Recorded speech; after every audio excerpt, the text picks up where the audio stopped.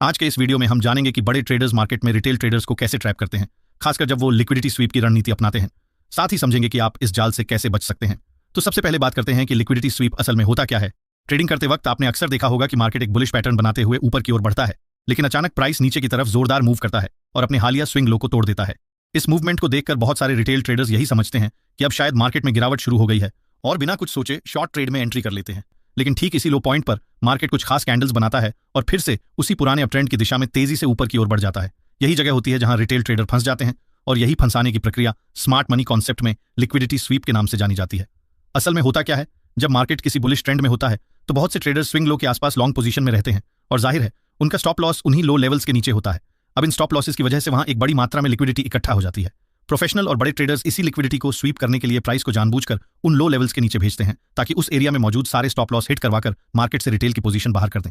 अब जब नीचे से सारी लिक्विडिटी साफ हो जाती है तो मार्केट को अपने असली ट्रेंड यानी ऊपर की दिशा में दोबारा तेजी दिखाने में कोई रुकावट नहीं रहती। आप इसे एक तरह का एडवांस्ड लेवल ट्रैप भी कह सकते हैं जो सीधे रिटेल साइकोलॉजी पर खेलता है। अब आइए समझते हैं कि लिक्विडिटी स्वीप अलग अलग मार्केट कंडीशंस जैसे अप ट्रेंड, डाउन ट्रेंड या साइडवेज मार्केट में कैसे किया जाता है।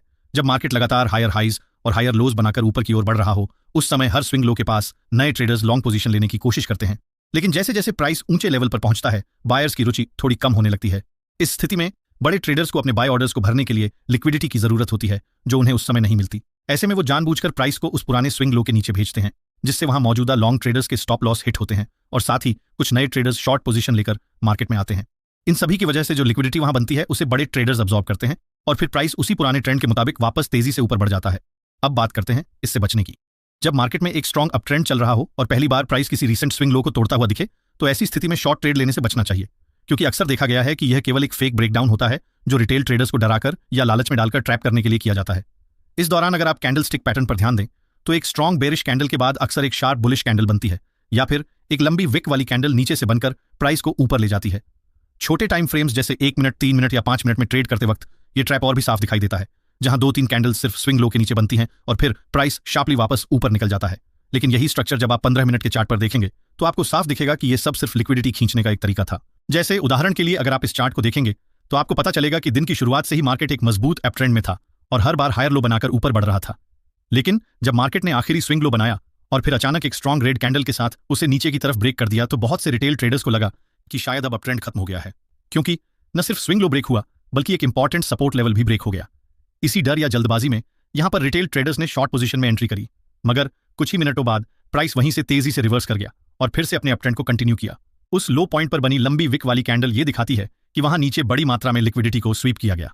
अब जिन बायर्स ने लो लेवल से लॉन्ग किया उन्हें अच्छा प्रॉफिट हुआ, लेकिन दूसरी तरफ जो लोग ऊपर की रैली देखकर नई बाइंग से डर रहे थे वो अब मार्केट के रिवर्सल को देखकर और ज्यादा उलझ गए, क्योंकि अब मार्केट पहले से काफी ऊपर आ चुका है और नई बाइंग के लिए ज्यादा रिटेलर्स तैयार नहीं है।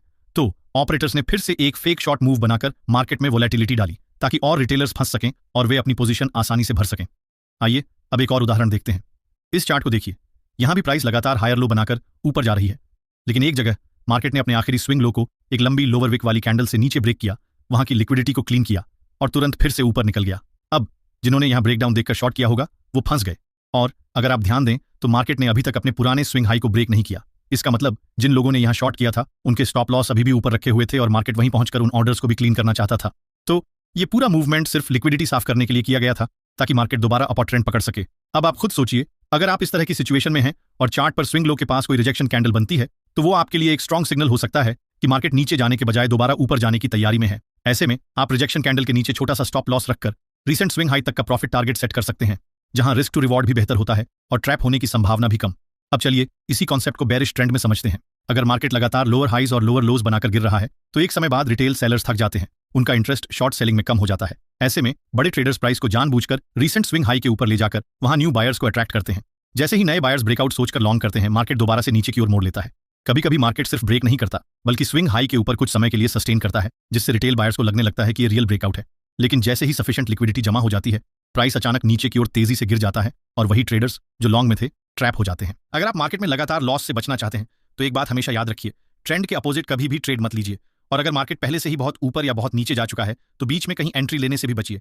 दिन में सिर्फ एक ट्रेड हो, लेकिन वो एक प्योर सेटअप पर होना चाहिए। अब चलिए बात करते हैं साइडवेज मार्केट की, जहां पर अक्सर ट्रेडर्स को लिक्विडिटी स्वीप का शिकार बना दिया जाता है और कैसे आप इससे बच सकते हैं यही अब हम समझेंगे। लेकिन उससे पहले अगर आपने वीडियो को अभी तक लाइक नहीं किया है तो एक लाइक जरूर कर दीजिए और कमेंट सेक्शन में अपना एक ट्रेडिंग रूल जरूर शेयर कीजिए, क्योंकि मैंने जो भी सीखा है वो सब मैं आप लोगों के साथ वीडियो के जरिए शेयर करता हूं। लेकिन आप भी कमेंट में कुछ ना कुछ वैल्यूएबल शेयर कर सकते हैं ताकि नए ट्रेडर्स को मदद मिल सके। कमेंट्स सभी पढ़ते हैं, मैं भी हर एक कमेंट को पढ़ता हूं और हो सकता है आपका लिखा एक रूल किसी नए ट्रेडर की लाइफ बदल दे। चलिए अब आते हैं अपने वीडियो पर। मार्केट में कई बार ऐसा होता है कि एक स्ट्रॉन्ग ट्रेंड के बाद प्राइस जब एक सीमित रेंज में ट्रेड करने लगती है तो हम कहते हैं कि मार्केट साइडवे ट्रेंड में है। अब क्योंकि मार्केट ने हाल ही में एक तेज अप ट्रेंड पूरा किया है, इस स्थिति में खरीदार यानी बायर्स थोड़ा सतर्क हो जाते हैं, क्योंकि प्राइस पहले ही काफी ऊपर जा चुकी होती है। इसी कारण से वे नई लॉन्ग एंट्री लेने में हिचकिचाते हैं। वहीं दूसरी ओर जो ट्रेडर्स प्राइस के रुकने के बाद शॉर्ट करना चाहते हैं, वे भी इस ट्रेंड के विरुद्ध जाने से डरते हैं। इसका परिणाम यह होता है कि मार्केट में कंफ्यूजन की स्थिति बन जाती है और प्राइस में किसी भी दिशा में स्पष्ट इनबैलेंस नहीं दिखता, जिससे मार्केट एक ही रेंज में बना रहता है। लेकिन जब तक प्राइस इस कंसोलिडेशन रेंज के अंदर है, तब तक अधिकतर ट्रेडर्स किसी भी दिशा में ट्रेड करने में इंटरेस्ट नहीं दिखाते। इसका सीधा मतलब यह है कि इस दौरान रिटेल ट्रेडर्स दोनों तरफ बड़ी मात्रा में लिक्विडिटी जनरेट कर देते हैं। मार्केट इन दोनों तरफ की लिक्विडिटी को स्वीप करने के लिए कभी रेंज के ऊपर ब्रेकआउट दिखाता है ताकि नए ट्रेडर्स को आकर्षित किया जा सके, और जैसे ही लिक्विडिटी ट्रैप होती है, प्राइस तेजी से वापस उसी रेंज में आ जाती है। यही प्रक्रिया बार बार दोहराई जाती है, कभी रेंज के ऊपर तो कभी नीचे, जिससे कई रिटेल ट्रेडर्स भ्रमित होकर अपने ट्रेडिंग कैपिटल का बड़ा हिस्सा खो देते हैं। ऐसे में इस तरह की मार्केट कंडीशन में समझदारी ये है कि जैसे ही प्राइस रेंज से बाहर निकलकर वापस उसी रेंज में एंटर करने लगे, तो आप रिवर्सल पॉइंट पर एंट्री लेकर रेंज की दूसरी साइड तक का छोटा लेकिन स्पष्ट टारगेट सेट कर सकते हैं।